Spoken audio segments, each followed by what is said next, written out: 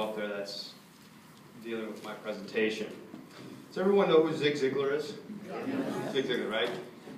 One day after his presentation, a guy comes up to him and he says, "You know, Zig, I've read all your books, I love all your seminars, I come to them regularly, but my motivation doesn't last." And he said, "Neither does bathing or showering. That's why you do it daily." Okay? So, the question I have, and what we're going to talk about today for the next 10 minutes, is charging our human battery.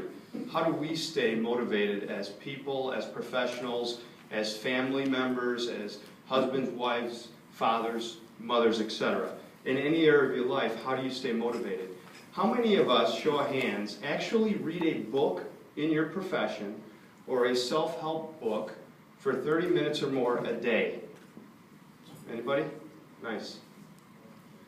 Research suggests if you read a book in your profession or a self-motivating, self-help book for 30 minutes a day for 6 months, we will double our income.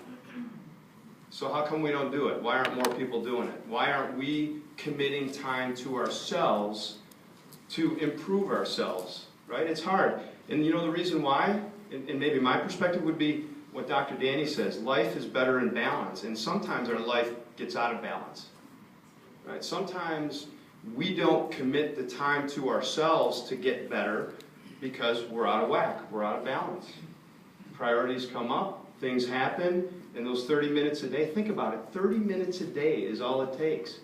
And sometimes it's hard to find that, isn't it? So how do we charge our battery? For those of us with attention deficit disorder like myself, who hasn't read a full book in a long time, there is a book out there. It's called Charging the Human Battery by Mac Anderson. And you can see mine is dog-eared. I've actually read it cover to cover twice, in 2011 and 2014.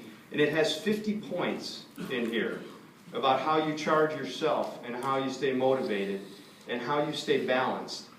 So it's helped me. That's what I'm going to share it to you. I'm going to share 4 points out of this book that have helped me. The pages are 1 to 2 per point, and it's big font with some pictures. All right? Again, I am a high ADD, functioning ADD guy. Okay, if I sit down to read a book for 30 minutes, I'm going to fall asleep. But I have used this for a minute. I've sat on an elliptical and read 3 points in here. So, number 1, General Patton said, "Fear kills more people than death." Fear kills more people than death. What do we fear? Everyone has a fear. That's a natural emotion of ours. What do we fear and how do we handle it? Do we get locked up? I do sometimes. I get in a presentation, I got to do a cold call, I get locked up. Or do you attack it? What is your personal fear? Because that's a strong emotion. And if we lock up and we don't do something about it, fear becomes a negative emotion that impacts us daily. Kristen Esser, I saw her running around. She has a fear of heights or flying or something. Okay? And she's skydiving, right? When does that come up? She's skydiving at some point here. This Saturday, Kristen Esser is skydiving to attack her fear. That's awesome. Because when you attack your fear, whatever it is, you become stronger as a person. So, in summary, attack whatever your fear is. Remember one thing, courage is not resistance, is resistance to fear. Courage is the mastery of fear, but it's not the absence of fear.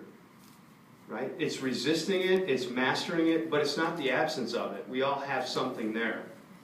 Point 2, the way you do anything is the way you do everything.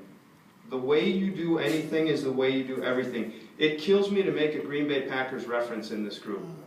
I'm sorry. I'm a diehard Bears fan. Vince Lombardi, who I've read a couple of paragraphs on, his belief was do one thing and do it well. So every practice, he did what? Sweep right, sweep left. And the teams that they were playing knew that Jim Taylor was coming around, and Fuzzy Thurston, and Forrest Gregg, and Jerry Kramer were sweeping one way or another way. And all they did at practice was the same thing, right? And they did it well. They knew that that's what, they could do it in their sleep.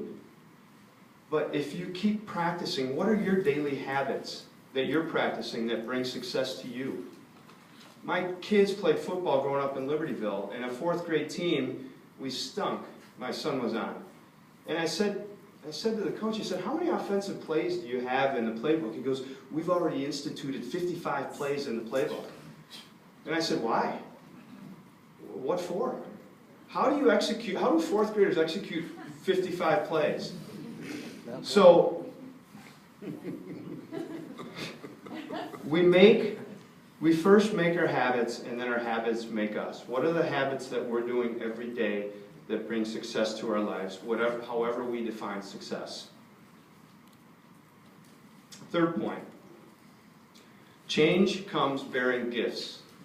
Has anyone lived a life without change in this room? No?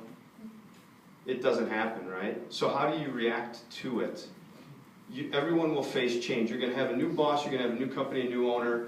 We're going to have new people in this room. We are going to have new careers. How do we react to it? Very good. Mindy said excitement. I love it. Because comfort zones limit our growth. My potential rate limiting factor is when I get home at the end of the day, I would like to just sit on the couch and I would like to turn on the NHL channel or Sports Center and I'd just like to veg it out, right? But there's still time in the day. That's my comfort zone that I need to get out of. What's your comfort zone and how are you reacting to the change that's taking place in your life? Are you embracing it and are you becoming a resource to someone else because you embrace change? The last piece that I'd share is that problems are opportunities in work clothes.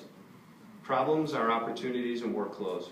Who are the only people in the world that do not have problems? Thank you, Danny. Danny said dead people. Right? That's got to make our friend here smile, right?